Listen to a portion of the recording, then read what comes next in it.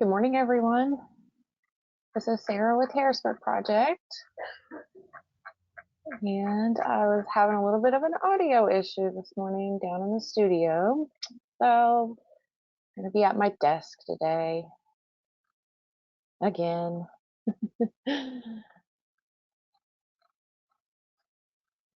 We have a really large group this morning, so I'm just going to wait a minute or two and let everybody get logged in. Give everybody a chance. I don't want to take off and leave anyone. So for those of you who have not attended a training before, you can ask questions throughout the session in the questions pod. You're going to find that in your GoToWebinar menu. If you don't see the menu, look for an orange arrow. Click the arrow. It'll open up not only your questions pod, but it should also open up your handouts pod. So I posted these notes, updated these, and posted them very late yesterday. So a lot of you may not have the updated notes. If you have notes that you already had, maybe if you attended this summer, they won't be that far off, just some school year changes and things like that. So they're not inaccurate, in other words, but I did want to change the layout, the template for this session, because even though the last template was really pretty, it was not good for taking notes. So hopefully this layout will be better for note taking. Okay, I'm still climbing on attendance here, so I'm gonna just give it another minute here and let everybody get logged on.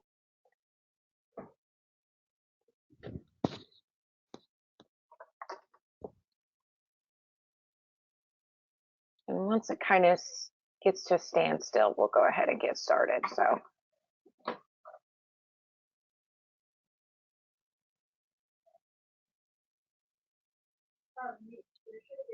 Okay.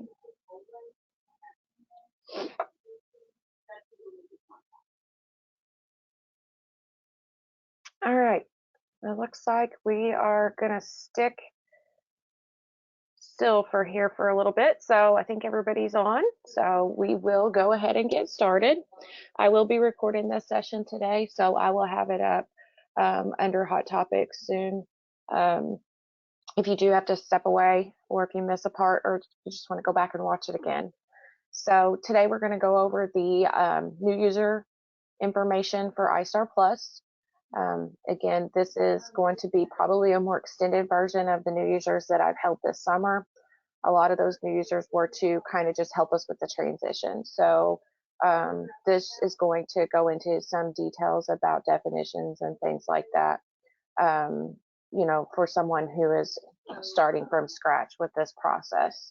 So for you veterans that I see on here, you might get a little bit bored. All right. So today we are going to go over how you get access to iStar Plus. Once you do get the access, how you can have your roles set to determine what data you're going to see or have edit access to. We'll go over the upcoming due dates for the school year. I'll show you an area with some resources that you need to be utilizing, if not all of them, at least the planning calendar. We'll go through the user settings section, and then we'll talk about data maintenance. We'll spend the most time on data maintenance, going through the unreported information, Student Central, how to add a record, those kinds of things. Then we'll look at your warnings versus your errors, your SIS error checks, the indicators, how you enter the information for those, and then your edit checks. So we do have a new place that will do an edit check on your student approvals and your personnel approvals. So we'll talk about that. And then we'll go through the approvals for personnel. So it's approvals only for personnel. Of course, no claims. Now we're not going to talk about student claims today either. This is just going to be for the approvals section. That's what's going to get you through the school year as far as the 25-26 school year goes. So we will start talking about 25-26 claims probably at the end of April or May. So you want to keep your eyes peeled on the news briefing and register for those trainings if they apply to you in late spring. Okay. And then, of course, we'll have support how you can get a hold of us when you need help. Remember that if you do have questions, to ask them in the questions pod. I see some people have slipped in since we got started. So you're free to answer any questions that you want to throughout the session. You don't have to save them until the end, and your handout is also uploaded in your GoToWebinar menu. So in order to have access to iStar Plus, you have to have an IWAS account. IWAS is the Illinois Web Application System. It houses many ISB applications. SIS is housed in IWAS. We're housed in IWAS. You'll see grant applications, public calendars. A lot of things are going to be accessed through that portal. And that portal also acts as a level of security for the data that is in those applications. And so you will have to have an IWAS account. So you have to apply for one. Your district superintendent will then approve that account. Once you have an account, then you go into IWAS and you ask for access to the applications that you need to be a part of. So iStar Plus is one of those applications. So you're going to go in and you're going to ask for access to iStar Plus once you do establish your account. Your district superintendent will also have to approve your access to the IWAS Plus system. Once you do that, you will be able to log into iStar. And then someone that is a district security administrator in iStar Plus will be able to set roles for you. So you have the access to get into the system, but until the roles are set, you won't be able to see any data. So then someone, again, a district security administrator, will go under utilities and user search / permissions. They will search for you. I just used IWAS ID here. They can do first name, last name. And then they're going to select the roles that you need. So they will just click on this file folder with the plus, and then they will start to say, okay, this person needs to have student approvals. They need to have student claims. They need to have personnel, those kinds of things. Once they select all of those in this drop down, then you will add the role, or I'm sorry, the attribute for the role. So what is the attribute? Well, if you say, I want to give them student approvals access, is it full access or is it read only? So the majority of the time, if this is someone that's going to be doing a lot of data entry and that's, they're going to be their main goal, they need to be a district security administrator with full access to everything. Okay, they need to be able to perform all the functions in the system. And so district security admins will be able to do mass change. They'll be able to see all the features and utilize all the features that they need to in order to collect the data and enter the data appropriately. Okay, I don't see any questions, so I hope that's a good thing. All right, 25-26 due dates. This is just kind of a glance at what we're looking at. I'm not going to talk about all the correction periods and all those good things, but just at a glance, it's good to know what's coming up. And for the 25-26 school year, our first data collection will be on February 26th this year.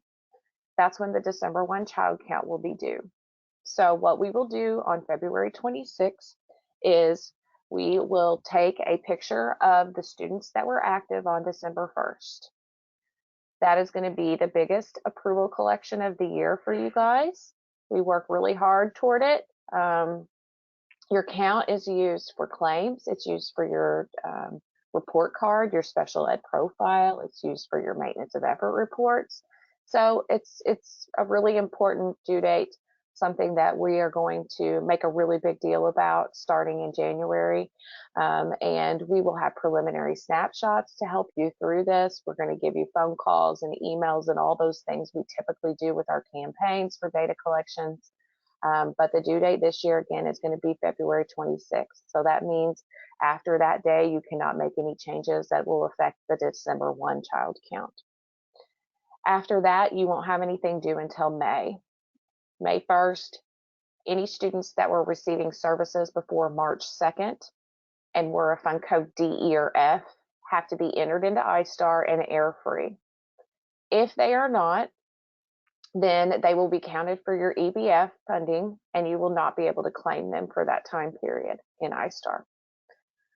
Then we move on into the summer. June 15th is when your orphanage claims are due for regular term. Of course, we do have our correction periods. July 15th is when excess cost and indicators 11 and 13 are due. And then July 31st is when your personnel approvals are due. So this is just kind of a broad look at the actual due dates. This means that you can't add these types of records after the due date.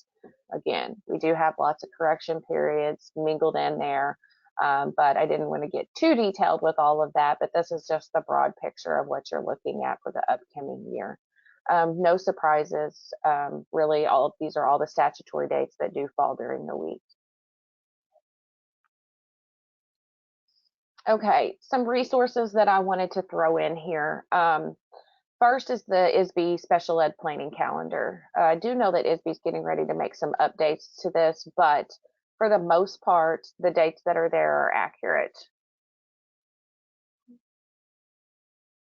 Next is the student approval instructions. So a lot of times we find that we're getting questions that the answers are in these approval instructions. It's not a big deal that we help you with those questions, but we find that nobody knows that the approval instructions exist. And so we don't want that.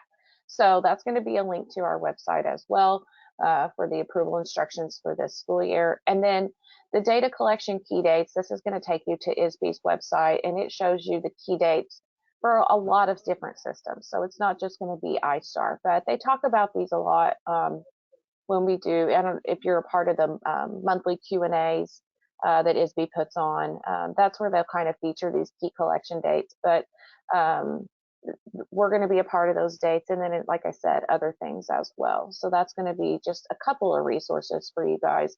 And the majority of what we're going to go over is going to be based on these due dates and these approval instructions. Okie doke. So your iStar Plus user settings. This is kind of a new idea of how you can customize your pages a little bit.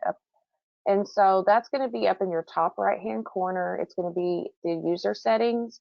But before you get into that, if you are landing on a page and you think, I don't want to go to the dashboard when I log in, I want to come to analytics, or I want to go to Student Central, you can come up and click set this page to default login page. And when you log in, that's where you're going to be. So if you don't want to land on the dashboard every time you log in and have to click to go to Student Central, then just set Student Central as your default page.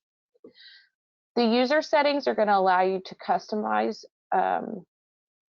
different things in the system. So you're going to be able to select the default district.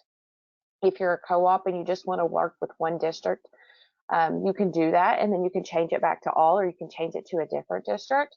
You can also set the default school year. So if you want everything to default to the current year, so your searches, your filter areas, all of those areas, you can set them to default to the current school year. As far as the clear all inputs goes, that is going to basically not remember things that you type in. Okay, so if you don't want to see things carrying over from search to search to search, you need to make sure that you're doing the clear all inputs. You can change your default sort order. I'm not sure that anybody would really want to do that, but you can. You can select the types of notifications you want to get. If you don't want to get emails, you can shut those off. You can show the timestamps for the different things that occur in the system, and you can customize your dashboard display. So if you do like the dashboard, but you don't want all of the graphs, maybe you just want to see the counts and you don't want to see the other graphs, then you can customize that as well by adding or removing the ones you don't want to see. So this is just a place that you can, again, customize your user settings, change the way things look when you log in. Do you have to do anything here? Absolutely not. I have not done anything for my login except the default school year. So here in a few minutes, I'm going to go into our test system, and I'm going to go through probably the majority of this session in our live test server. So I would, of course, I still have notes for you guys. I'll always make the notes, but I'm learning that going through the notes is not helping you guys. that you need to see this live. I understand it's hard to put all these pieces together, and just seeing screenshots and not knowing quite where you're at has been challenging with the new system. So I'm just going to go over a couple more things here as far as talking about your maintenance tasks, and then I'll jump into the new system. So the new system, or the testing system, can be slow and clunky, so you'll have to bear with me on it, and we might get some weird errors. So, but that's okay. It's just the testing site. So as far as the purpose of iStar, it is to collect student data for students that have IEPs and ISPs. So an ISP would be a service plan student. So they're not enrolled, but they're still receiving services. We do not collect data on 504 kids. So IEP and ISP students. You have obligations to send certain pieces of data for the approval portion, and that's what we're talking about today. Those will also be taken into account for things like your state performance plan indicators. So the data that is not, it's not just for funding per se, or just for IDEA. We're also collecting for different requirements in the special ed department also. So right now you're seeing LEA determinations coming out from the 24-25 school year. Some of that data comes from iStar. Some of it comes from other areas, okay? So as far as the maintenance goes, you're going to be adding new students that come in, you're going to be editing records, you're going to do end adds, and you're going to do deletes. All of these things you're going to be doing throughout the school year. Okay, so if you have new students that start special education, whether they've moved into your district or whether they are existing students that's had an initial and starts receiving services, then you will do adds throughout the year. Edits will be done to put in exit information. So if you have existing students that are going to stop special education in your district for whatever reason, whether they're staying in the district and return to regular ed or moved, you will enter end dates and reasons for exit. So that would be under the edit feature. You would also correct mistakes doing edits. So if you are looking at a child and you see that maybe their percent special education is not correct, it's a mistake, then you would go ahead and edit that and make that change. Now, the end add is a feature that allows you to make changes but preserve the history of the student. So it leaves like a little archive. So the difference between making an edit and doing an end add is if you have a student that has a meeting and something changes on their approval record, you would not want to go in and open up their existing record and just make the change. You would want to do an end add. So you end the current record and add a new record. So that would be mid-year, okay? And then the old record would show the previous services, the new record would show the new services, okay? So I had a question yesterday. I think there was, a district that was kind of going, maybe having a little debate on this. And what is my recommendation is always going to be, you do an end add anytime something changes. Is that a requirement? No, but that's my recommendation. Okay. So that's always the next question I get. When do we do end adds? So again, okay, so that's for amendments, new placements, everything. I mean, to me, it doesn't matter really what happened. It mattered or what the meeting was. It just mattered to me what came out of it. So, if you have come out of this and you've had a disability change, yeah, you're going to do an end add. I wouldn't just go in and add a disability. If you have a meeting and nothing changes, then you don't do anything in iStar. But where people really want to know is if percentages change, and I'm always going to say yes. So it's not a rule, but I'm always going to say that yes, you should.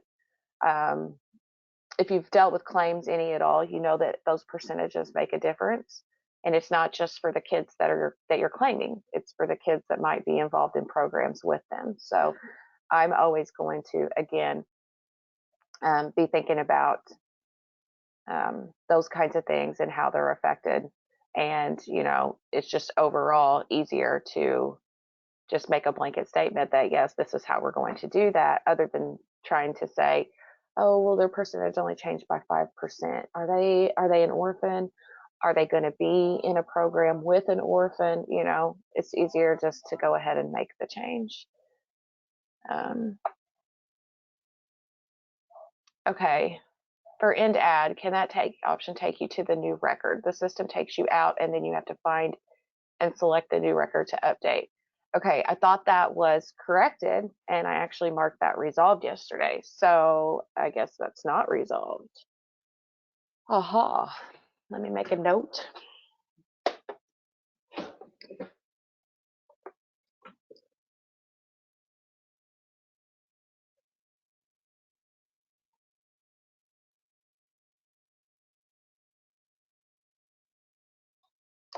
Alrighty, I have it down.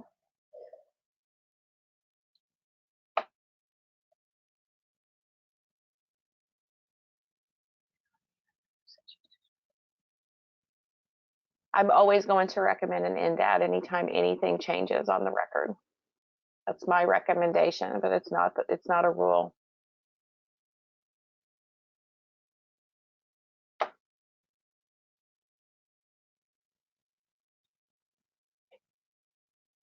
Okie doke. Okay. She wanted me to repeat what I took a note of. Okay, so I took a note about when you do an end add in iStar Plus, when you create the new record, it does not open automatically for you to start editing. You have to look over on the left-hand side and select that record for it to open for you. So you select it and then you have to hit the edit approval button. So the pencil. Okay, all right, you're welcome. Okie doke.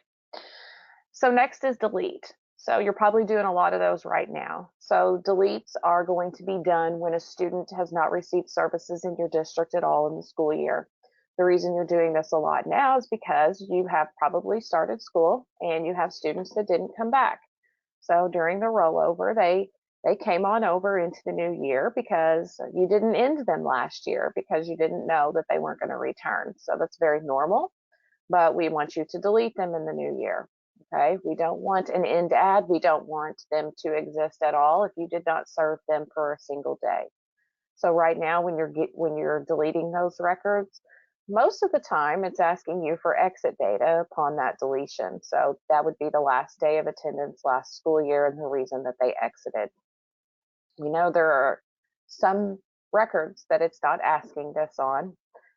So we're trying to figure out what's going on with that. We've got that up to ISB. The programmers are working on it. But there is an article in our news briefing that tells you how you can resolve your exit data even if you don't get the prompt. So there is a place under utilities, or I'm sorry, data collection for you to supply your exit data. Again, if it's not being asked for, we're going to do a call campaign on exit data. So we won't let you miss any of that as well. It's not due until October 15th. So, excuse me. Okay. I am going to jump on into the test server real quick.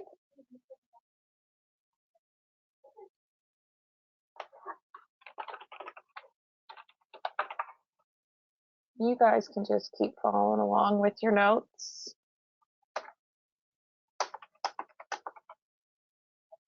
And maybe you can make some notes this time since the background is lighter for you. So right now we're on our unreported and youth and care tab.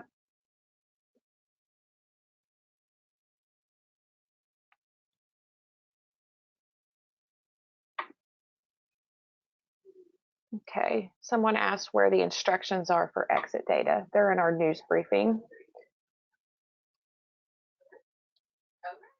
I'm trying to get a little video done, but I don't know if I'm going to make it. Okay, first we're going to look under utilities at your unreported students. So this is a tool that you can utilize.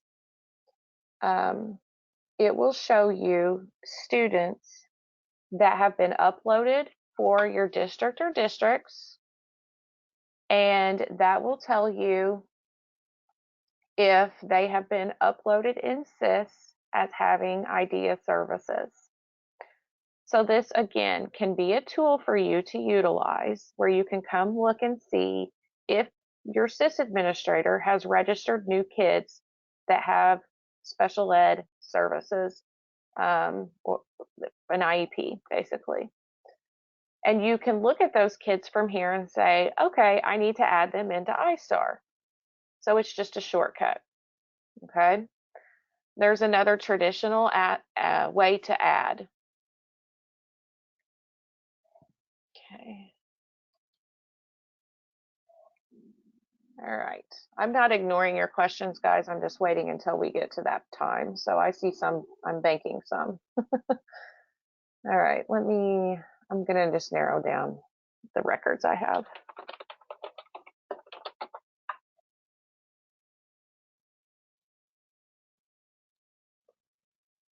All right.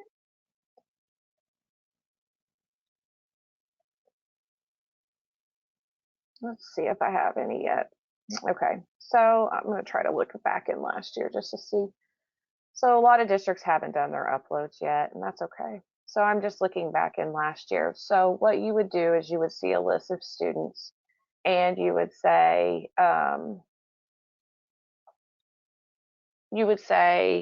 oh, these students have special ed services, and I need to add the record for them. So you would just click the plus sign there. So will there be students there that may not have services? There could be. Sometimes if there's a mistake made in SIS, or if they were marked partial year but not full year, they could be there. So what my recommendation is to you is, if you're going to use this, make sure that you are, always kind of using your own judgment as well. Okay, so if you know that the child is a regular ed child and it was just a data entry mistake, don't add them from here. Okay. The next option is going to be for your personnel. Trying to make sure. So for personnel, this is going to come from your educator information system upload, and making sure my data is scrambled, guys. Not have a good feeling about it. Okay, no, well, I'm not getting any results, so that's okay. All right, so here, this would show you employees that have been uploaded into EIS by your district. So again, the educator information system, and they are using a special ed position code to describe them. If that's the case, then more than likely they should have an approval record in iStar as well. Okay. All right. If you missed a student last year, there's nothing you can do about it now. Okay. Next is going to be the possible youth in care. This is not going to populate for a while, probably October, until SIS starts getting their enrollments in.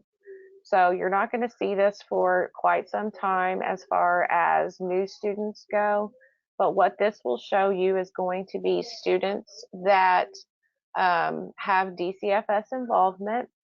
They can be special ed and or regular ed kids, so you may see both. What you want to look for is if they are students that are existing in iStar, then there will be a fund code down in the far right-hand column. If that fund code is an A, an X, or an S, as in Sam, then you're going to want to change that fund code to an E, as in Edward. If that fund code is a B, as in boy, then there's a possibility that you want to change it to an F, as in Frank. Okay.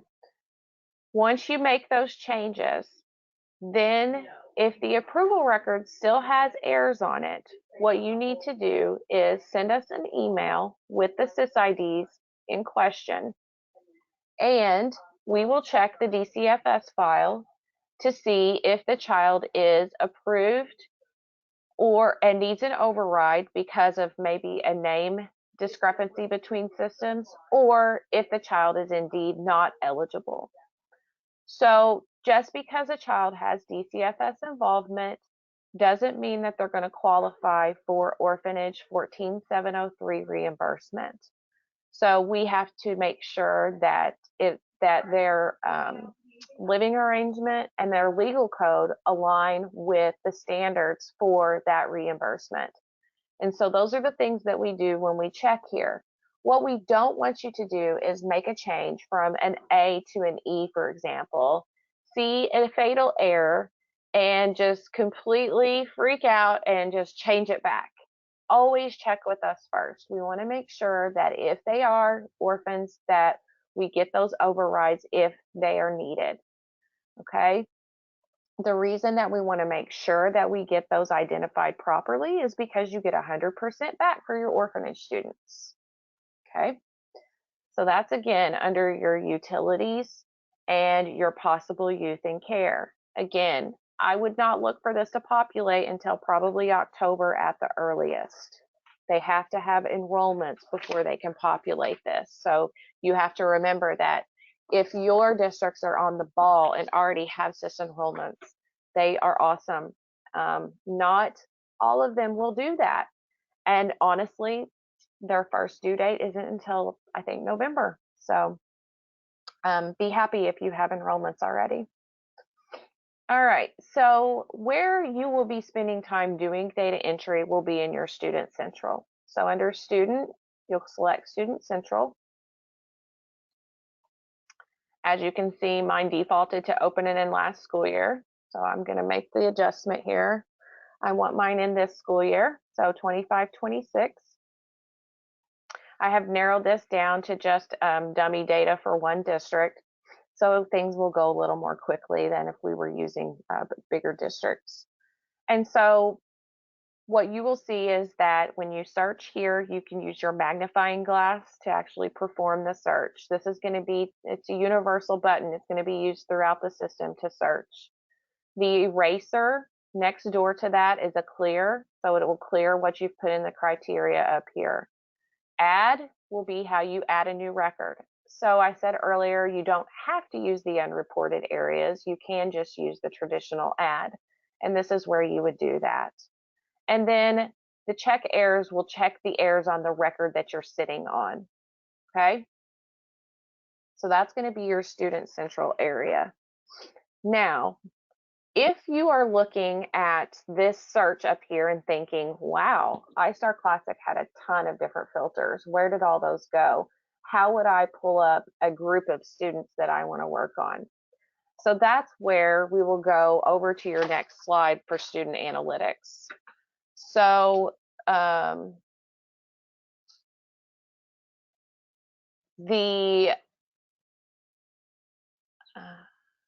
okay, I'll address your question in just a second, Lynn. All right, so if you are looking for multiple students or a list of students or a group of people, then I recommend that instead of going to Student Central, you go to Student Analytics.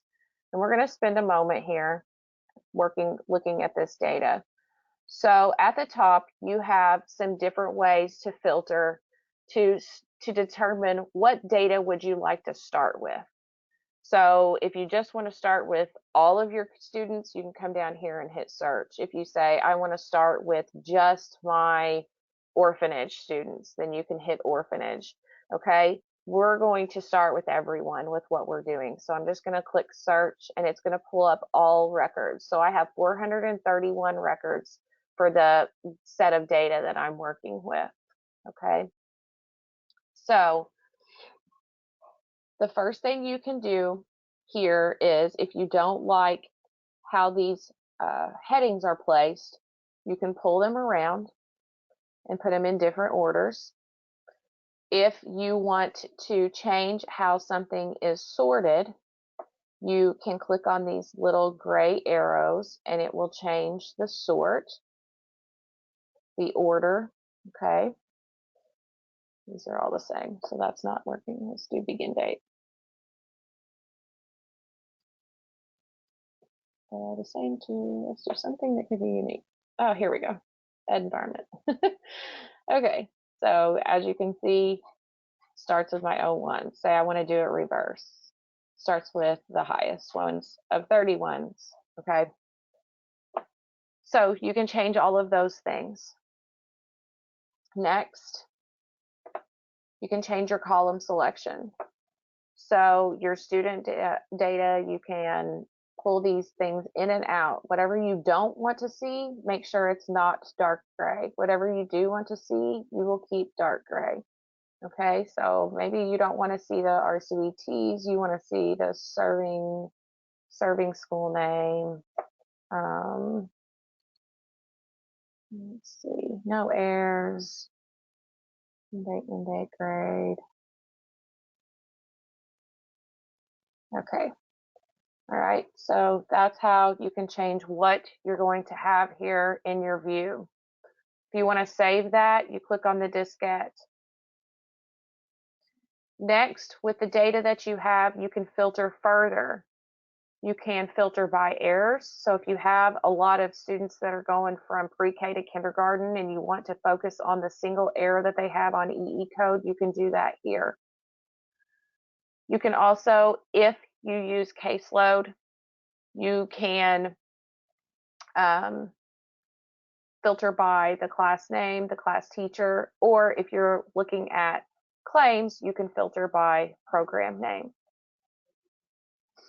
There are also advanced filters where you can be a little more particular and you can build filters to say, I want to see students that have a disability of I and have serving school name of Harrisburg High School and something else, you know, so those kinds of things. Okay. So that's going to be your advanced filters. If you make an advanced filter and you like it and you know you're going to use it again, you can name it right here and save it as well. So I have a question. How did I get to that area? You click on the funnel right here over on the left-hand side. Okay.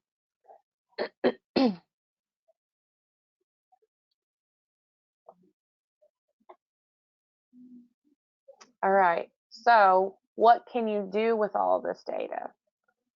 Well, you can download it into a CSV, a report to print. Okay, so you can have it in Excel, you can have it again in a PDF. When you're making the PDFs though, right now, the way it is working, you can't have too many headings. It doesn't know what to do with them. They just run off the page. So right now, it's only going to work as a page worth on a PDF. But I think a lot of you aren't doing this for a PDF. You're doing this to get into Excel and work with the data there. Now, the other thing you can do with this, which is super cool, is say, okay, I want to work on all of my fund. Let's see what you guys let this have. Okay, I want to work on all of my Fund S students. So see, I typed a S in here. It took this down from 431 to 12. And I want to open those in Student Central. So click on this shopping cart on the far right-hand side that says View All in Student Central. When you do that, it will tell you that those results are based on that search, and there's your 12 students. Okay.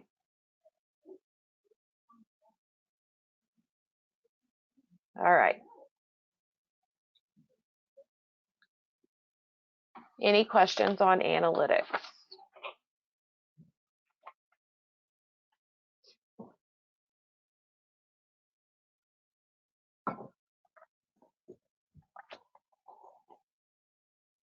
Okay. All right. Over on your student approval side,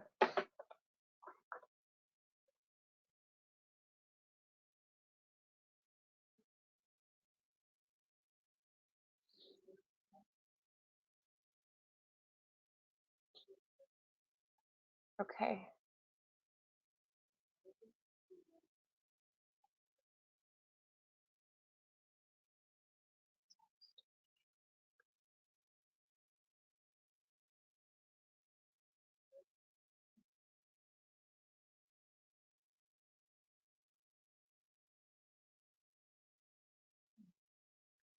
Okay, I don't know what filters you're wanting to come up every time. So I guess you'll have to be a little more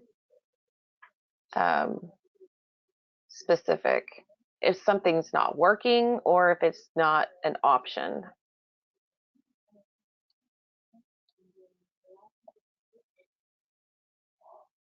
Okay, so back to analytics. You want to see an Excel file. Sure. So you'll pull this cloud and download it to CSV and it'll open in.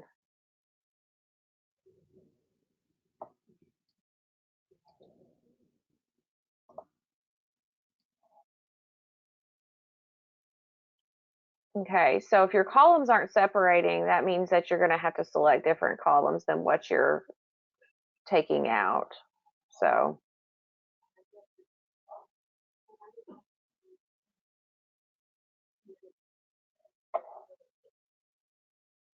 okay, so again, on saving this, is it the column selection is not saving?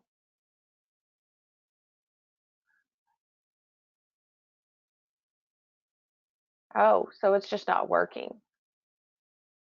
Okay, that's what I need to know. That's not good. Okay, column selection not saving.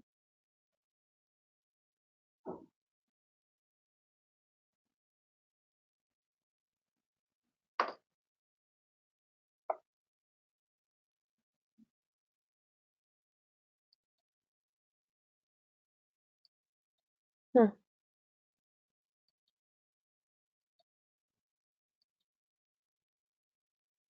Okay. So why is the grade column empty? That means your district hasn't done a SIS upload yet.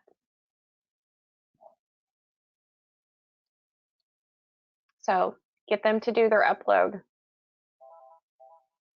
Maybe a little early, depending on when you started. A lot of them want to wait until after 10 days. But regardless, that's the reason why. We get all of that data from SIS, remember? Okie doke.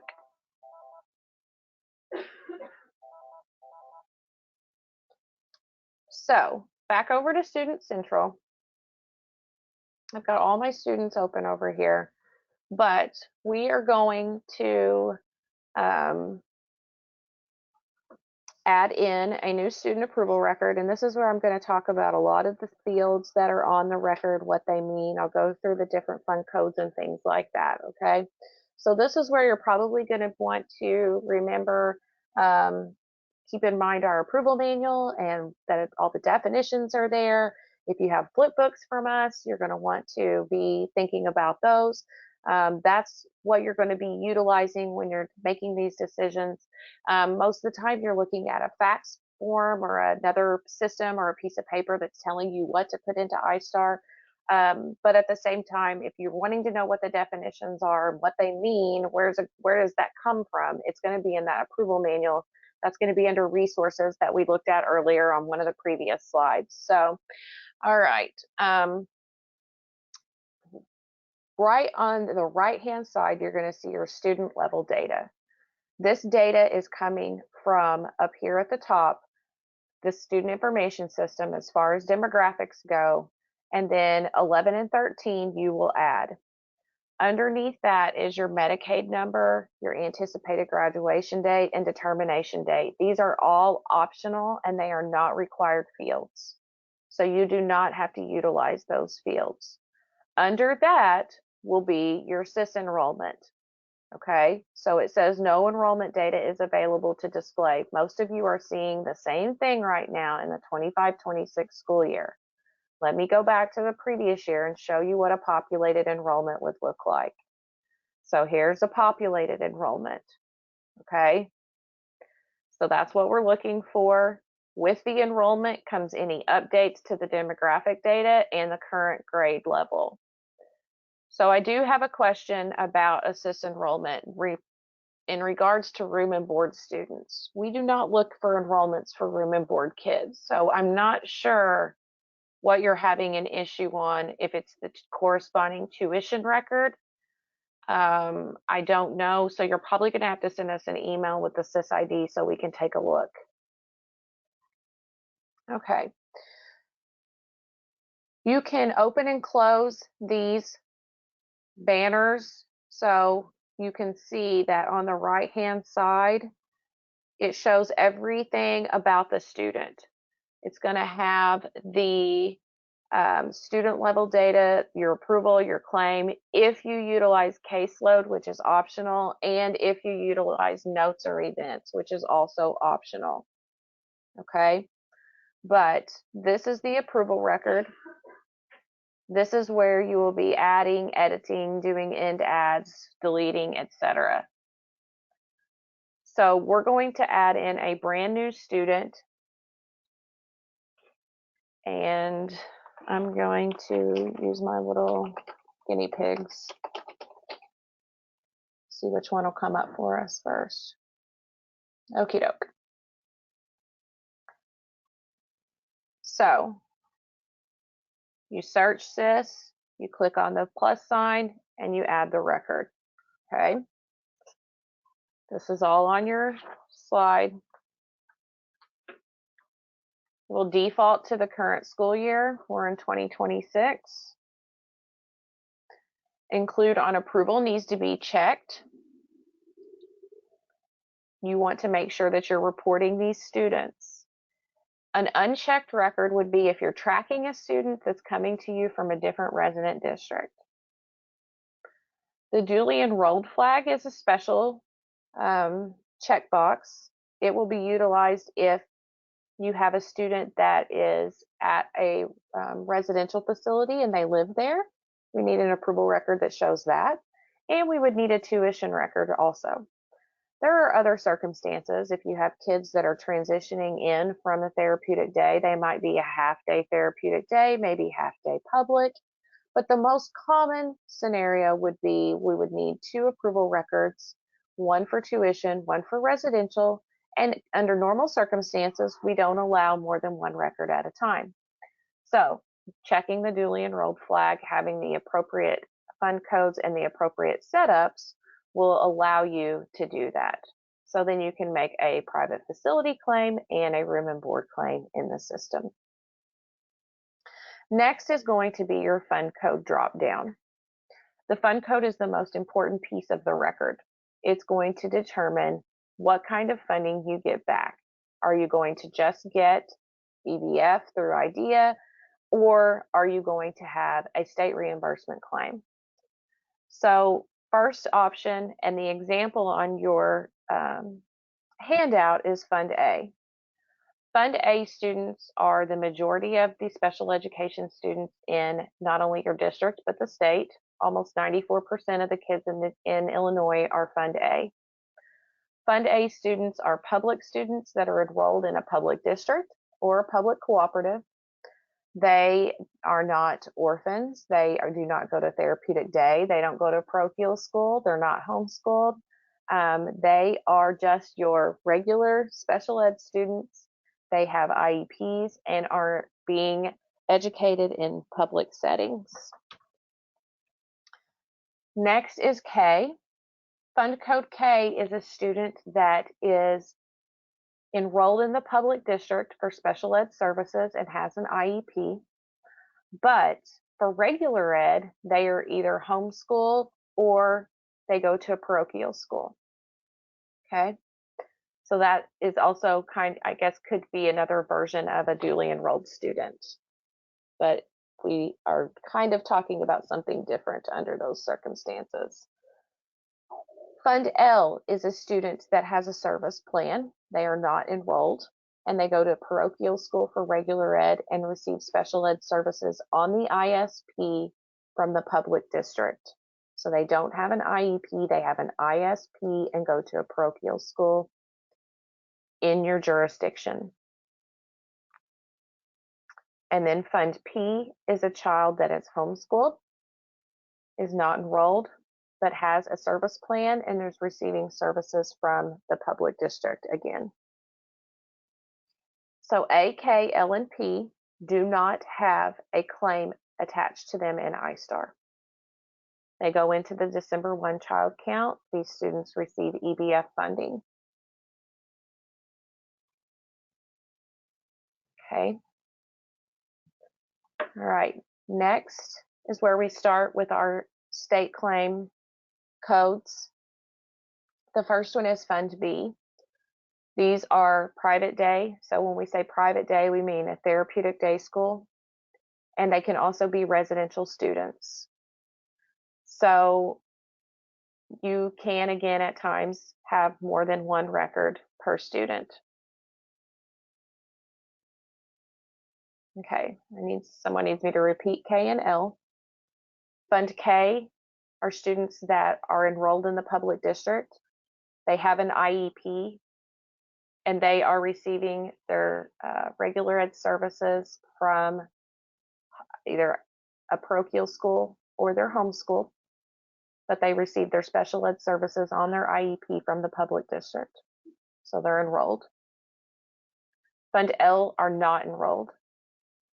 They receive their regular ed services from a parochial school and their special ed services from the public district on a service plan on an ISP.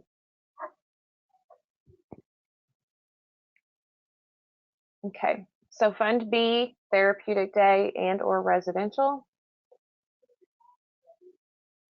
These students are reimbursable once you spend 2 times the district's per capita tuition charge.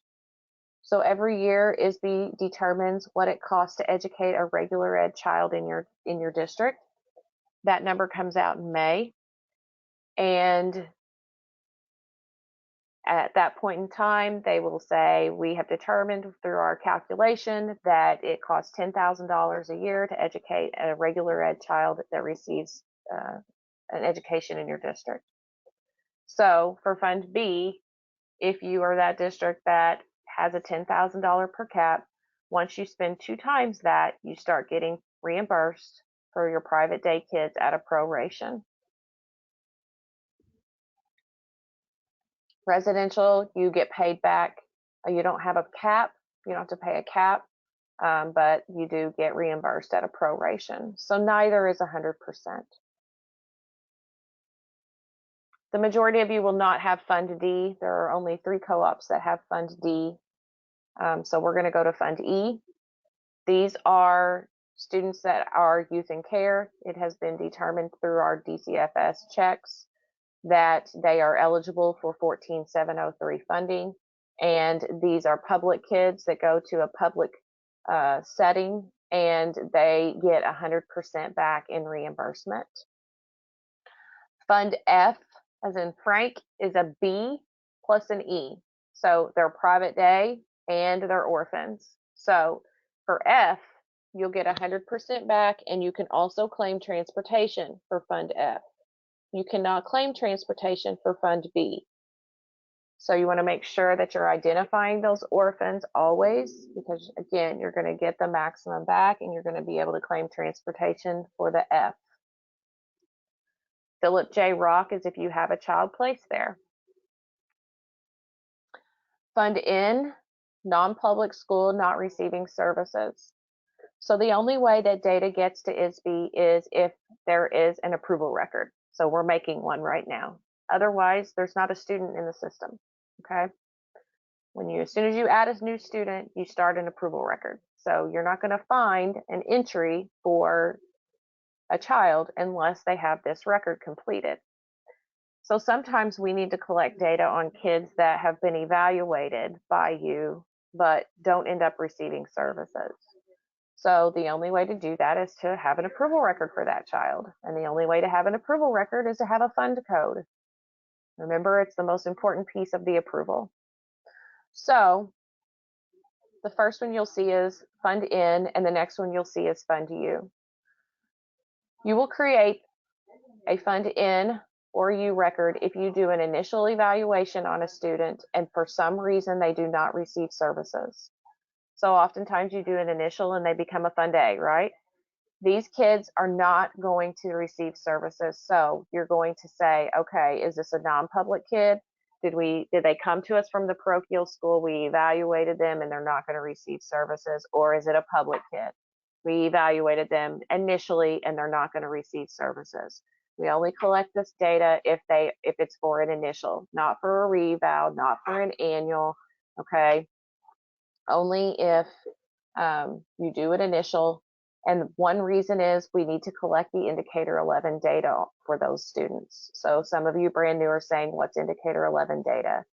It is a measurement that ensures that we are, as the state of Illinois, getting our eligibility determination meetings completed in as close to 60 days after the parent signs the consent as possible. So the goal is to be 60 or under. Okay, so we have to have that information whether the child receives services or not.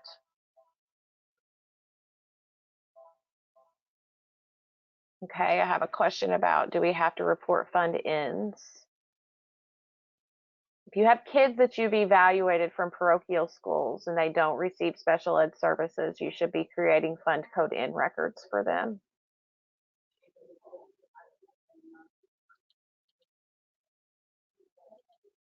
Okay. All right. So they could be eligible and the parent could refuse services. Maybe they're not eligible. Maybe, a big one is that you do a bunch of meetings on initials on your littles in the spring and they're not going to start until the fall. You need to make sure that you're creating those fund in and or U records when the meetings are held. So if you have meetings in the spring, but the kids aren't going to start until the fall, you need to have an N or a U in the spring. We want to be able to collect that indicator 11 data. And the only time they collect the data is if it occurred in that school year. So if you wait to put the child in the new year and don't put the indicator data in until then it's just getting lost. It's not getting reported for you. Okay, so we're going to look in the school year that those dates occurred. Okay, next is Fund X. This is going to be for students that are very expensive to educate, where you suspect you would spend 4 times the per cap on them. This would be the 4th summer that we have not had any funding to pay excess cost. And we do think that a lot of these students have transferred over into that final, which is brand new this year, Fund S, separate public schools. It will not be all of the kids that were Fund X, but a lot of them are going to go over to Fund S. Fund Q will be very rare for you to have, so I'm not going to spend a lot of time on it, okay? We have a handful of these in the state, and we have to work very closely with you and our programmers when we have those. All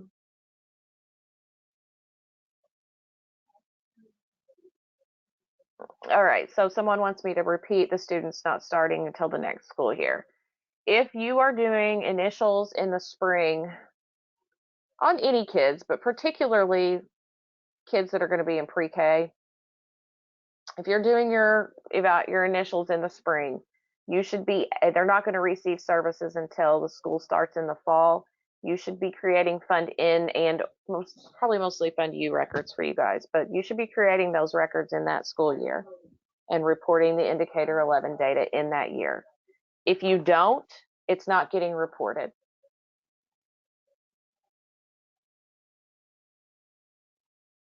Okay, yeah, yep. You have a student that was been a Fund A in the past, and now they're asking to be changed to an S. Yep, we have a lot of that right now. We'll have to help you out a little bit. So you'll make the S, and then we'll have to delete the Fund A for you. Okay, so go ahead and put in those new records. So the district will have to get the SIS number just for an evaluation. Absolutely. Yeah, I mean, SIS has a reason code for the SIS ID that's just because of evaluation. So, yeah. Okay, so those are the different kinds of codes that you can have. And I'm going to show going on down the Fund A. If you want to see a different one, let me know. But Fund A is going to be the most common. It's going to have the most fields on it. But I can always go through this one and then we can do a different one if we need to. So whatever's going to help you guys the most. So next we're going to just start putting in the data that's coming to you. you're getting this from a fax cover sheet out of Embrace, or you're going to be getting this from a different IEP system. So you should be getting this information sent to you somehow through whatever form of communication you have. So percent special ed, of course, it has to be more than 0. Your resident district, where does the child reside? If you're a standalone district, this is going to be easy. If you're a co-op, then obviously it needs to be the district that is responsible for providing the services to the child. Where do they live? The resident school will be the school that the child should attend if they are not receiving special ed services. So if they are a high schooler, but they have to go to the middle school because that's where their program's at, we would still say Harrisburg High School would be their resident school. That's where they would go if they were in regular ed only. Serving district, what is the entity that's operating the program? So if it's not within your district, is it a co-op run program, for example? Now, a lot of these co-op run programs are going to qualify for Fund S now. Not all of them, but a lot of them. So if they're separate brick and mortar, they might need to be S, okay? So where can you check that? I'm going to make a change here, so watch what I'm doing. I'm going to go to our website. Right here on our website is the final approved list of separate public schools. The only thing that's missing here is if those schools have an intensive rate. They're not showing, but the school will show. So you should see every school here that has been approved, okay? So if you're not sure, go check that list. So the difference is between being an A that's not going to get any funding to being an S that's going to get reimbursed like Fund B. Okay, spend the 2 times the per cap and then get a proration of reimbursement. It might not be a lot, but it'll be something. Serving school is where the child is physically seated receiving services. So where are they physically seated while they're receiving their special ed services? And then primary disability and secondary disability, if needed.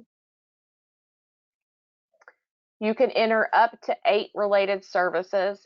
If you have more, I recommend that the ones you list first are going to be the ones that cost money. So what do I mean by that?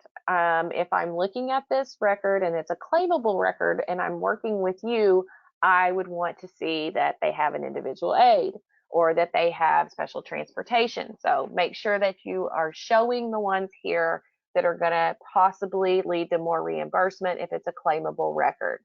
Okay, so again, an individual aid, maybe OT, PT if it's contracted, those kinds of things. Next is your educational environment. There are 2 sets of codes for educational environment. One set of codes is for early childhood age, and one set is for K through 12. Now, sometimes they can get a little tricky because age will come into play once in a while.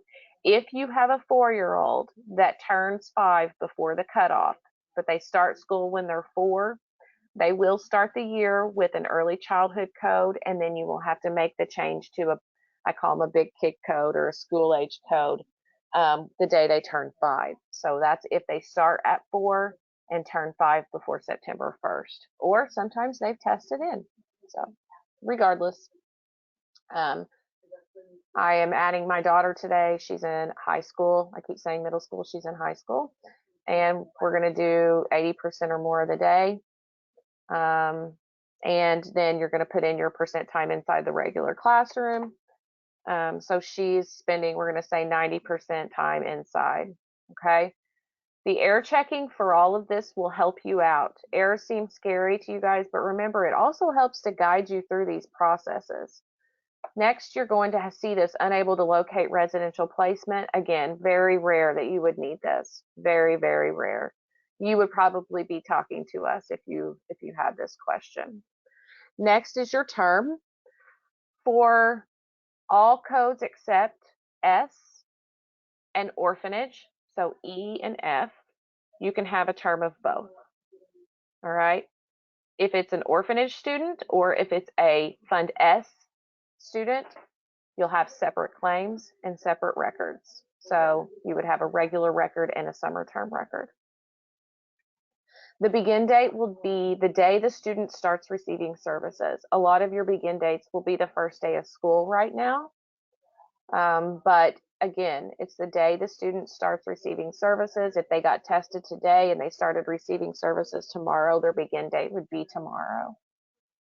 The end date will remain empty for students that have not left and need to roll over, haven't had any changes, things like that. So it will be common for the end date to be empty along with your exit code.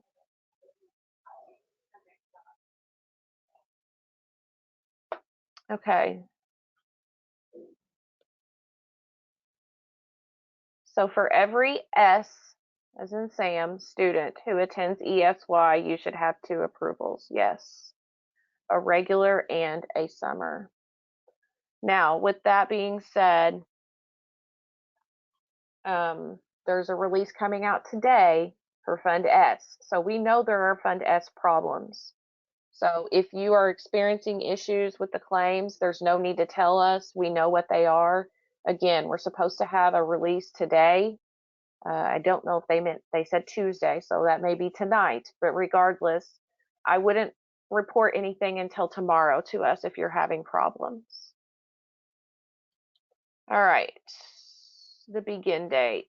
The begin date, repeat what I said on that. The begin date is the day the student starts receiving services.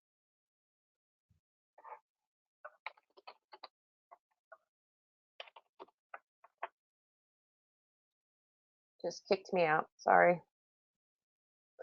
So if the student had an IEP meeting today and they start services tomorrow, their begin date will be tomorrow.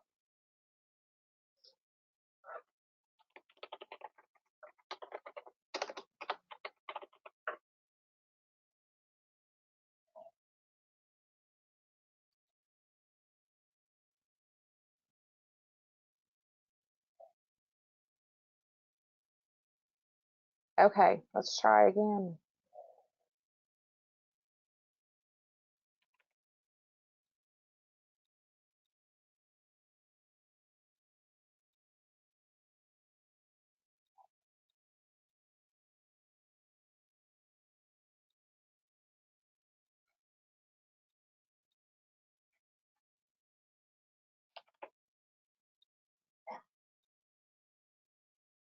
Okay, so we got down to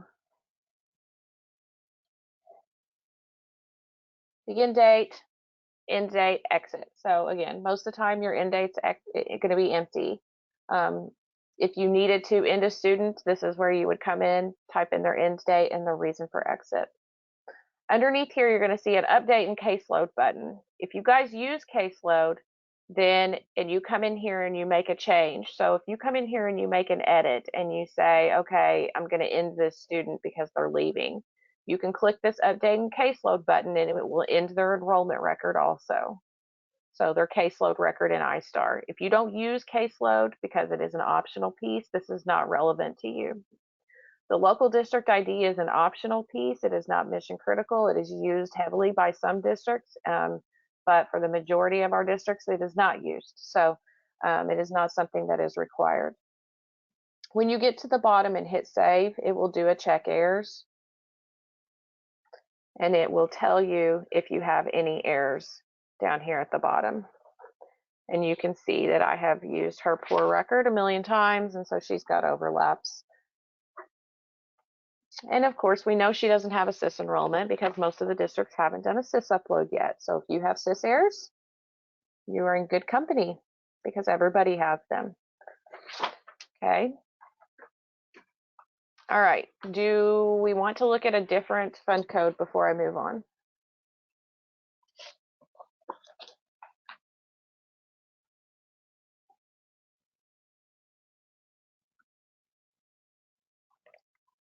Okay. No takers? Do a B? Sure. All right. Let's look at a fund B real quick. You can see that the percent special ed defaulted to 100. They're going to be 100% because it's 100% therapeutic day school. Okay. Emergency or student specific placement goes back to that fund Q I was talking about earlier, so we're not going to worry about that right now. But if they are emergency placements, you'll want to call us and talk to us about it. So your resident district and resident school fields will not be different. It's still going to be where's the child reside and where would they go if they were not in special ed. Your private facility, you will select from a drop down here. Remember, right now at the beginning of the year, these are kind of in the process of approvals and things like that. So they're not perfect yet, okay? Not much is going to be perfect at the beginning of the year, and that's okay. When you select a facility, you can click on this details link and it will open up the page that shows you the information about the facility. Again, a lot of this may not be ready yet since we're so soon into the year, but yeah, the rates aren't set. This is very common practice right now. So it exists, but still in the process of all the approvals. So sometimes that can go on for a little bit throughout the year. I always tell people April or May, you need to start paying attention to, what's going on with them if they're not approved. Do they have $1 per diem still? What's happening? So you have your primary and secondary disability, of course. Your related services would still be up to 8. Your educational environment for that kind of a facility is going to be a 0-8. Okay, so 0-8. Obviously, they're not inside the regular classroom at this placement. And then a lot of these are going to be a term of B. Okay, a lot of them will be a B.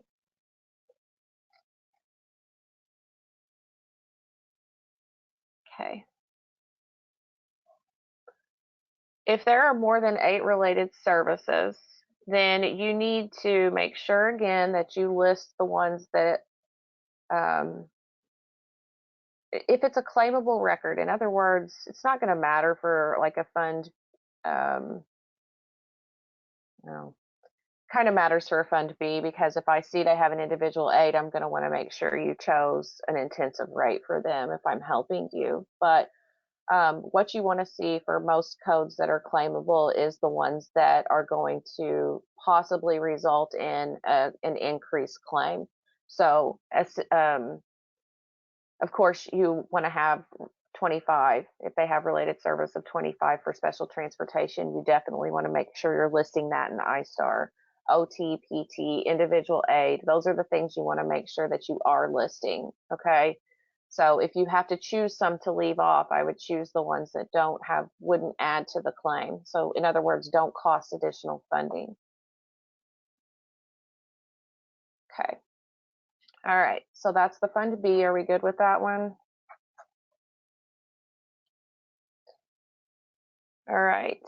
I could probably do one more if you guys needed another one. I think we're doing okay on our timing. Okay, we're good. All right. Good deal.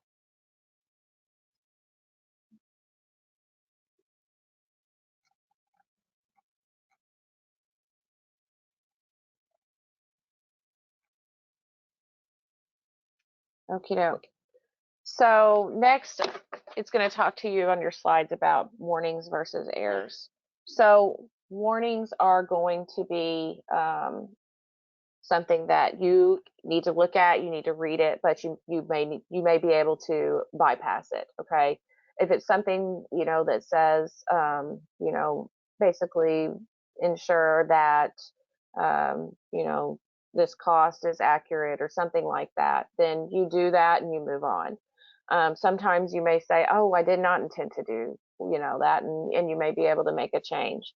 The F is going to stand for fatal. So what we're looking at now on our screen are all fatal errors.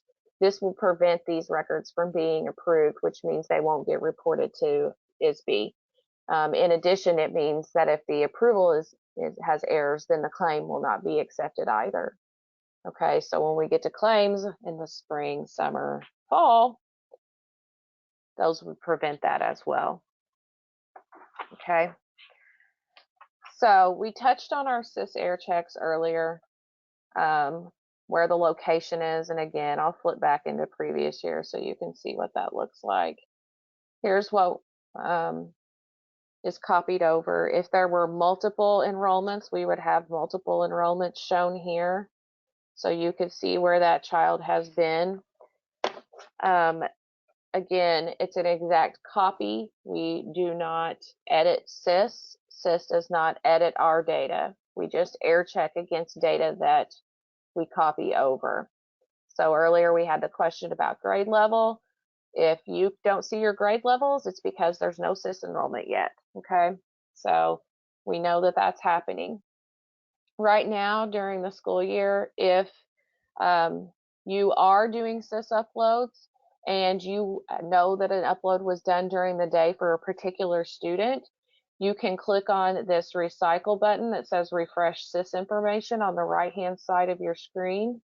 Hopefully you can see that hover over coming up. So that would pull in that enrollment during the day. Otherwise, we sync up every night with SIS. Okay. As far as air checks go, what are we looking at? Well, first we're going to look to make sure that the child exists in the district. So we're going to look at the home district in SIS, and we're going to make sure it matches the resident district in iStar Plus. So they say home, we say resident. Same thing, same definition. Where does a child reside? Where do they live? Home school in SIS needs to match the resident school in iStar Plus. So again, what school would the child attend if they were not receiving special ed services? As far as service provider in SIS goes, we're going to make sure that it matches either the serving district in iStar Plus or the serving school in iStar Plus. Okay? So it has to match one of the two. But when we get really particular is for private, separate school, and parochial. We're going to make sure you have the right school selected there. There are so many options, especially for your therapeutic day kids, for facility numbers that match up with different rates. We want to do whatever we can to make sure that everyone's paying attention to those codes and making sure that if the child has an individual aid with them, that you're checking that you are utilizing the school that will give you the intensive rate. Okay, we want to make sure that you're able to claim $200 more per month because that's what you're paying instead of a regular rate. So as far as the rest of the checks go, we also are going to be looking at dates. So we will be looking at the dates here on the enrollment and the exit if there is one, and we're going to look at the placement. So we're going to look at the student approval record and see that this student is not going to have a SIS error based on the dates because the 814 matches and this record ends before the child's enrollment ended. This child happens to have multiple records, but if we're just looking at this one alone, we can see that this would be an approved record. If we had the iStar record starting on August 10th, we would get an error. Okay. You can see that we also do not require in iStar that you end all of your records at the end of the year. Okay. Even though SIS does, we do not require that. So we give you a warning when they do all their ends at the end of the year, okay? So what you need to make sure is that your dates are on or within the SIS enrollment. You can't be serving a student that's not enrolled in your district.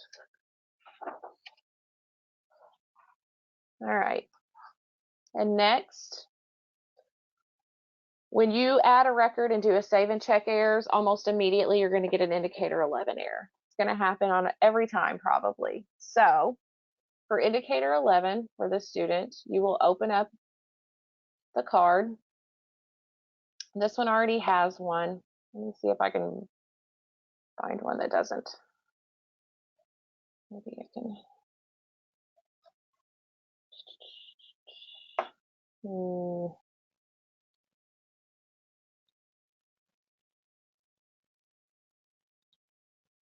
Real quick.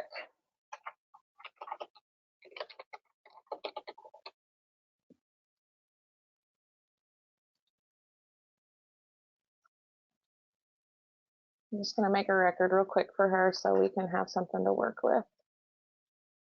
rather show you how to do it, not what it looks like done.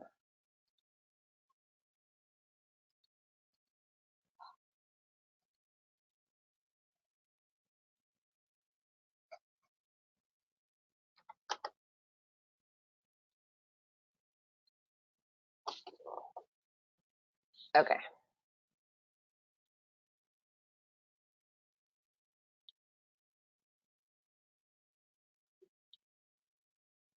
All right, so for indicator 11, if you're adding one in new, of course, the start year will be the fiscal year 2026. You will type in the date that the parent signed the consent.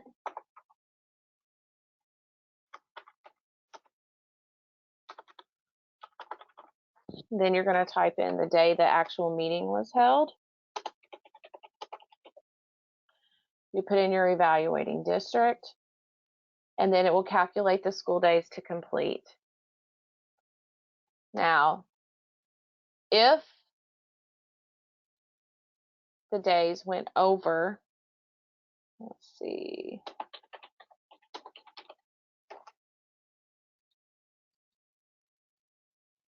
I don't know if it's going to work in my tester. Darn. Well, if the days were to go over, oh, I know.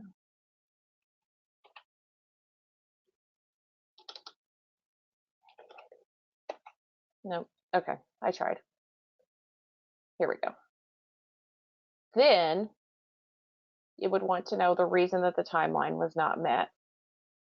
So when you're looking at that, there are different sets of reasons. Some of them are going to be due to parent failure. So I have a question in here about parent unavailability. Okay, so this would be parent failure or refusal to produce child, and it is an acceptable or a compliant reason for going over. But some of these are not. So if it's the district's failure, then you're going to have issue for client for compliance.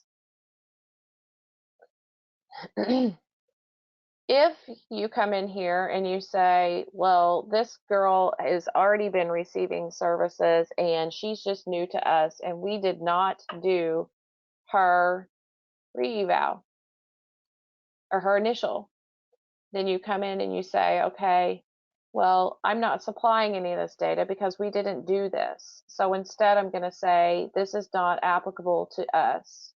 Reason 02, it was completed when the child was a resident of a different district. Could have been your district. Regardless, you did not do the initial in this school year. Okay. All right. Any questions on 11?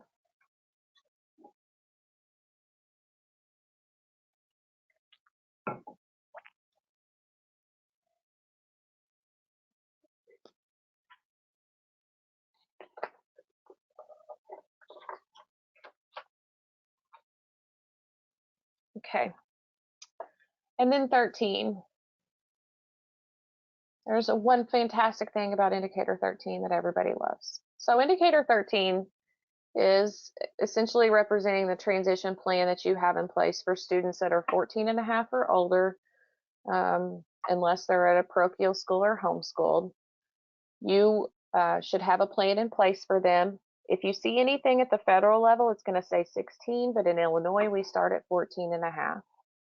What you will do is look at the transition plan that is in place. If it has marked or has questions marked as yes for 1A through 7Q, which means basically they're in compliance probably, then you can go ahead and check this button here.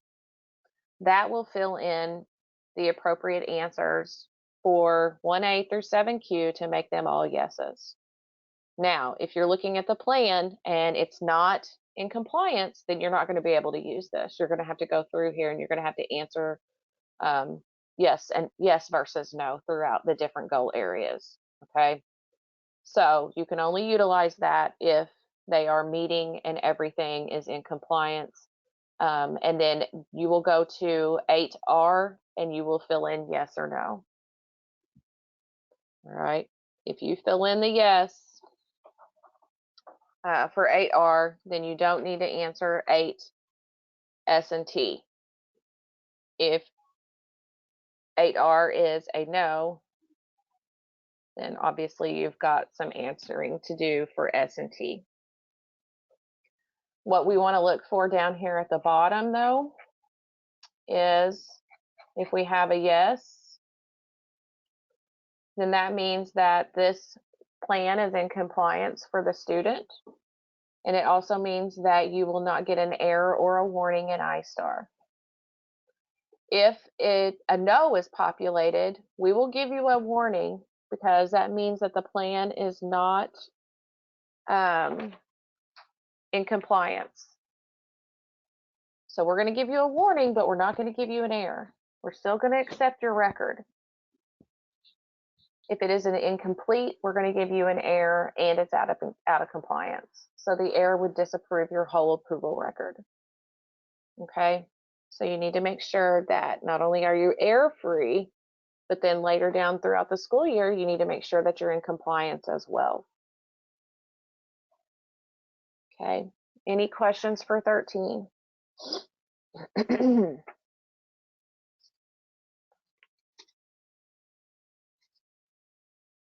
Okay.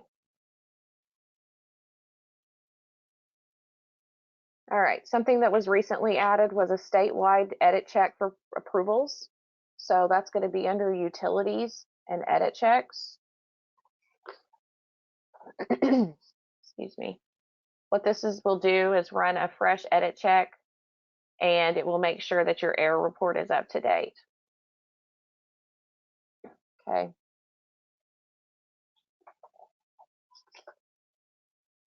All right. I'm going to show you how to run your error report. It looks like I need to add a slide for that.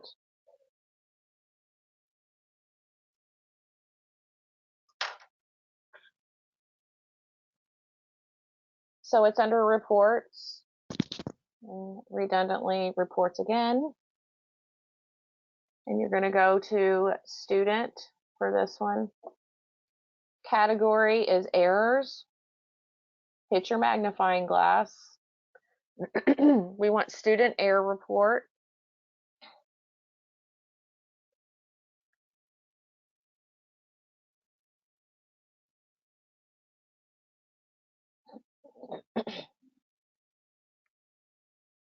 Maybe. Of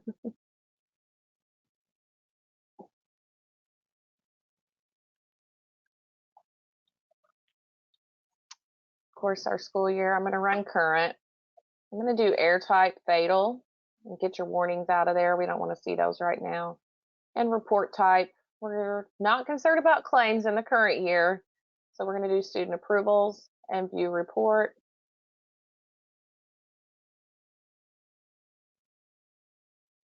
Ooh. This is the one that I just added a couple times. So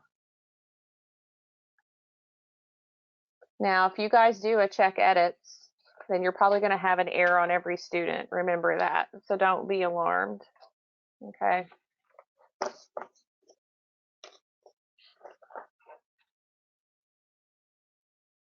Okay, can I do that again?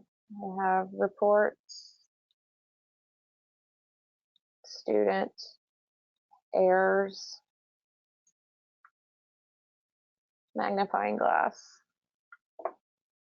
student error report, current year, fatal, student approvals, view report. Now remember what I said, if you haven't done an edit check, it might be blank. Okay, do an edit check. It'll be lots of pages. So, you know, right now is not the best time to do an edit check. Like I said, you're going to have an error on every record because I haven't seen a sys upload yet. So that's very common.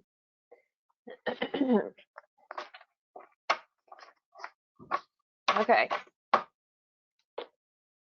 So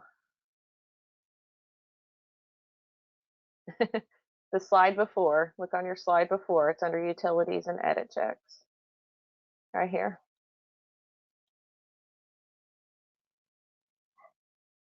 You can do it right now. Just don't panic. All right. Okay, so next we're going to go over personnel. I've got it scheduled for 2 hours typically for this training. So personnel will probably go pretty fast. So I will make a deal with you guys. If we can get through personnel in plenty of time, I'll take all the questions.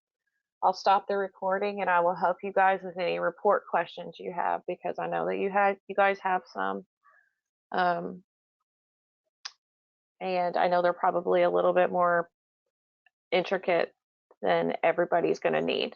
So, all right.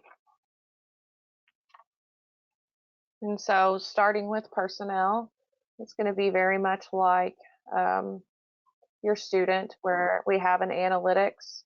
It operates the same, so I'm not going to go through that again, but you're going to have a personnel central.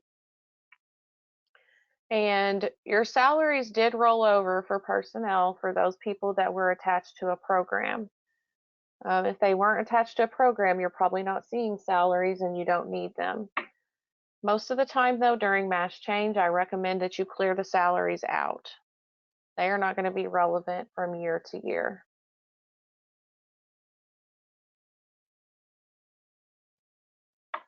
Okay. So personnel, again, it's going to look very similar to things on the student side. You're going to have your magnifying glass. This is going to pull up everybody that was employed by you probably last year right now. So there's a rollover that occurs. We don't remove any people. We just roll everyone over as they are. Okay. So what you should be doing throughout the year is looking to see, did any of these employees not return? If they didn't return, then we're going through and we're deleting their record. Okay, so we would just trash their record over here if they didn't come back. Okay, are you sure? Yes, we're sure. Okay, it's gone. That's the delete. The next thing you might be doing is throughout the year editing the records. So you may need to edit them if they were not employed on December 1st, if they leave mid-year, then you would be lowering their FTE. So those are some things you could be doing through the edit. And then you're going to be adding in people that were not with you last year. So you'll add in new records. Okay. So I'm going to try to add myself in.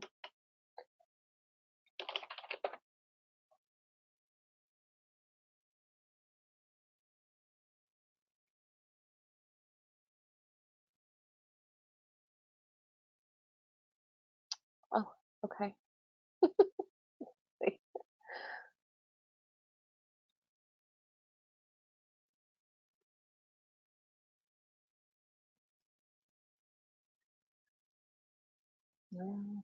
Let's try something else. I never know what's going to be on here, so.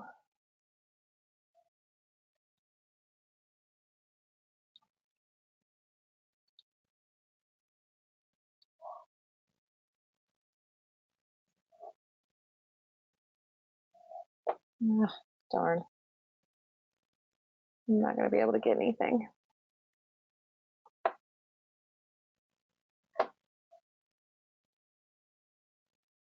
Okay, well, I can't do an ad from scratch, so we'll just pretend that I did. So the first thing you would do, of course, is set a work assignment for them and then set their FTE. We don't have begin and end dates on personnel. Personnel is just going to be represented by the FTE. So that's going to be the time period that they work for you. If they work for you all year, they're 1.0.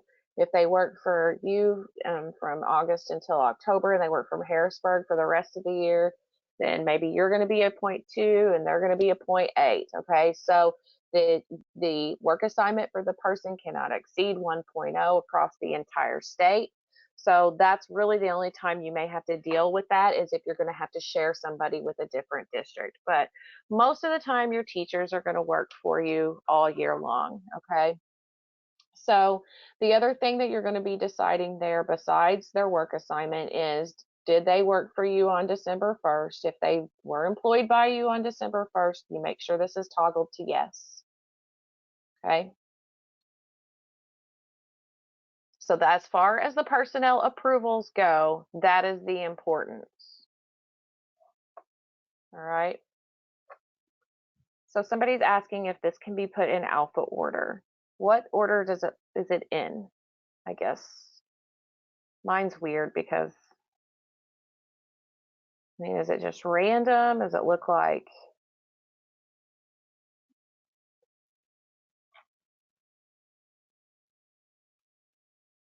very random? Okay, that's bizarre. Okay, thank you. Got it.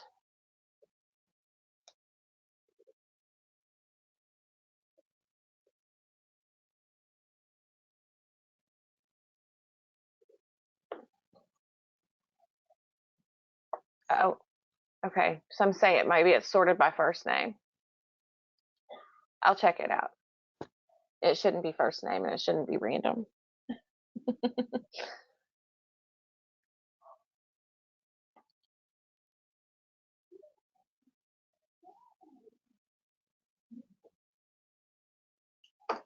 Okie doke.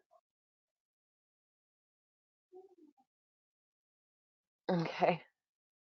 All right. Okay. In addition, there is a certificate data section. This will show you what is in ELIS for this person. So if you have someone that's coming back as not being qualified for you, this person is qualified because they do have a Pell with an LBS 1 endorsement that is still active. So this is where you would come to check right here. So this is just a copy of what's in ELIS for them. We're just taking a copy of it and showing it to you. So we don't talk to ELIS and they don't change anything in our system. So we're not changing things in either system. We're just, again, it's like with the SIS record, we're just showing you a copy of what their certificate looks like. Okay. So as far as personnel goes, that's basically it. It's not a lot to it. We do have an error report that usually doesn't have very many errors on it because most of you create the work assignments and you create the FTEs for those folks. Now, we will give you a warning if we see that someone is not qualified, but we're not going to disapprove the record. We send the data on to ISB, they send it on to the federal government, whether it's qualified or not qualified. Okay. So as far as that goes, you're good. Do I have any more questions about anything with personnel?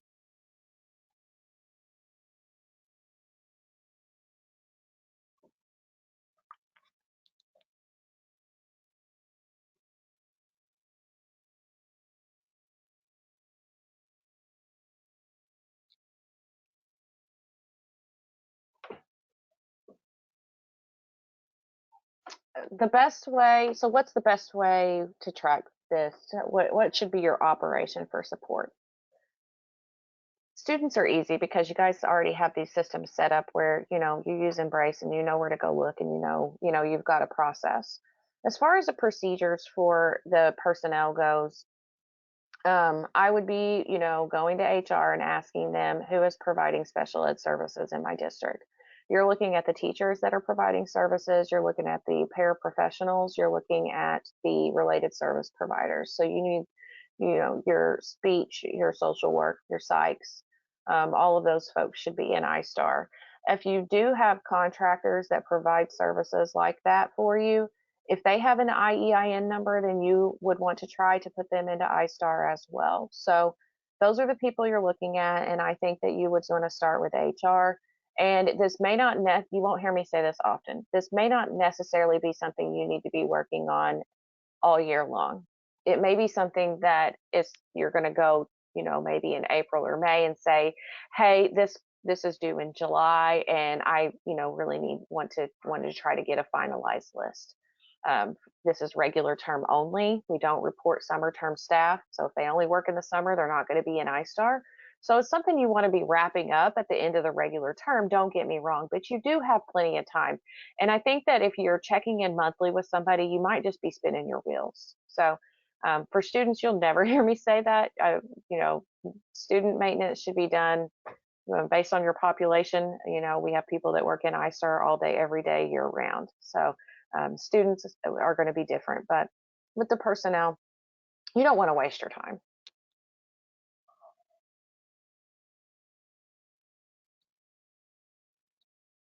And yes, as far as this goes, we're talking about special ed teachers, paraprofessionals, related service providers, and if you do have a state approved special ed director, they could be in there as well. All right. So I want to take any questions you guys have. Gonna get my, goodness sake, got a lot of tabs open, don't I? Okay, doke. So I want to make sure that you guys have the opportunity to, if you don't have the notes, make sure you've got this information for us.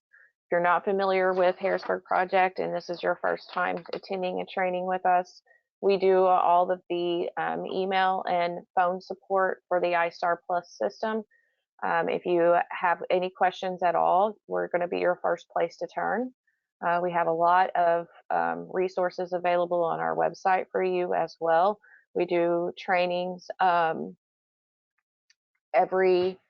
I'm trying to do a training a week right now. It's not always working out, but I want to have good content for you guys. So that's where we're at right now. You are welcome to attend all of the events that are listed on our website. Again, all of our services are free of charge. I always kind of don't think to say that, but we are uh, in an agreement with ISB. So we basically work with and for them to provide these services to you.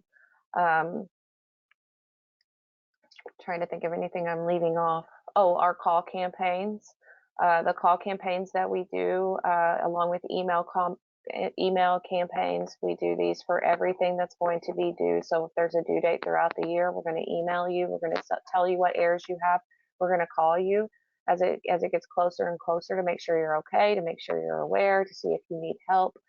And then not so much during the school year, but still available, but really during the summer, I do individual trainings with people that need help with their claims. So if you need one-to-one help, that's always an option for you as well.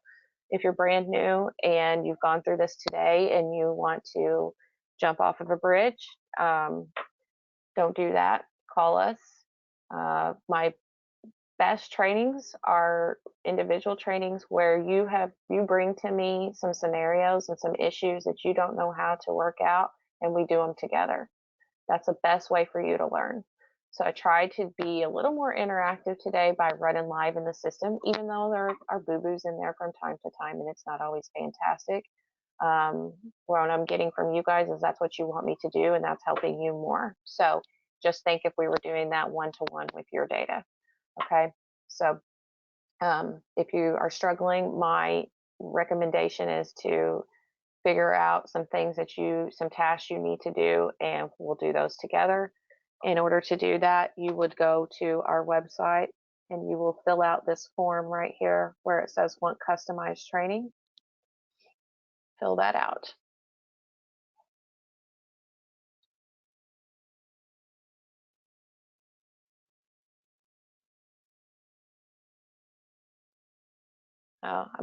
You guys are all very welcome. I'm glad you liked the YouTube snippets. Thank you for letting me know.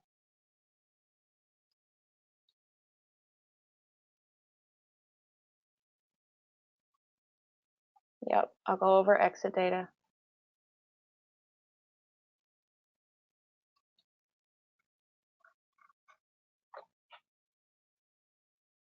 Okay, I got a couple requests for exit data.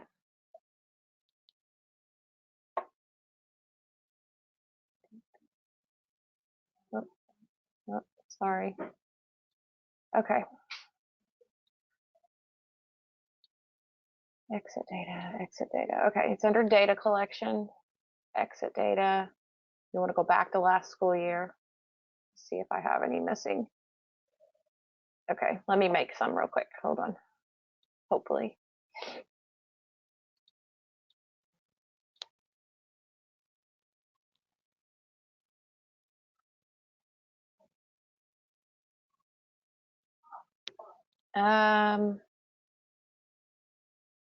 While I'm doing this, if you have a Fund S regular term, you should be able to do an NDAD to create a summer term one.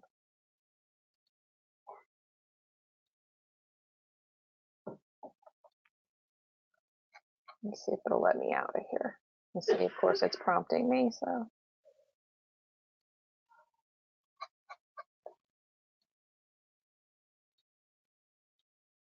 I can't get any to come up because it's going to make me fill them in. I'll go ahead and fill it in. I'll show you what will happen.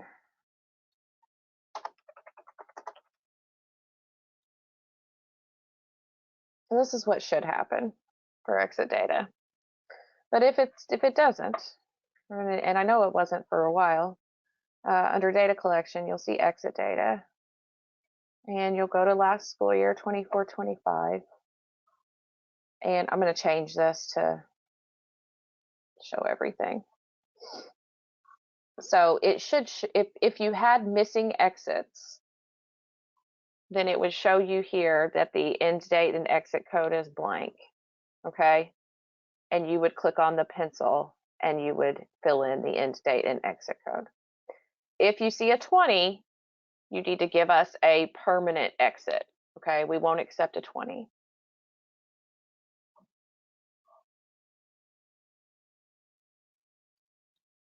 You won't get an error if you didn't exit them out, but you're going to end up getting sys errors all year long if you forget them. Okay. So really what you would want to do to see if you need to do anything is leave it on the missing exits. And then if it comes up blank, oh, there's one. I missed it. I guess it really did work. Okay. So you would put in last year's end date. I don't even know if that was a weekday. That's my husband's birthday, so. And save. And now it's gone. So it would be, you could still look at what you've put in for exits if you toggle it to no and hit search. Okay. So really, we just don't want missing.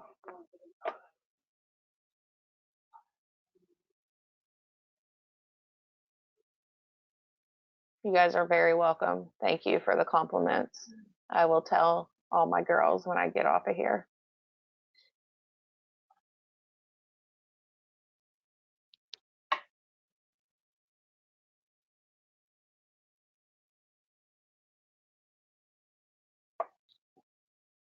Thank you guys.